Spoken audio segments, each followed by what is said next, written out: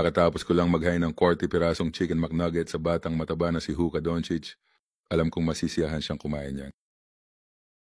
Kakatapos ko lang ilagay ang malaking bola ko sa noo ng batang mataba na si Luka Doncic na mahilig kumain ng hamburger at ng overrated na koponan ng Lakers. Naghahanap kami ng pagkakataon kay Luka Doncic sa mga switch dahil wala siyang depensa at pagkatapos ay may lakas ng loob siyang umiyak sa mga referee sa bawat play. Hindi ko pa kailanman nakita ang isang lalaking matanda na umiiyak ng ganito karami. Talagang umiiyak siya sa bawat play. Umiiyak siya ng higit pa kay Juice Tatum. At syempre hindi siya binigyan ng technical foul ng mga referee buong gabi.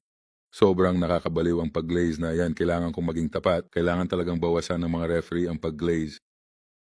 At kailangan kong bigyan ng kredito si Old Man Al Horford at ang kanyang magandang makinang na ulo.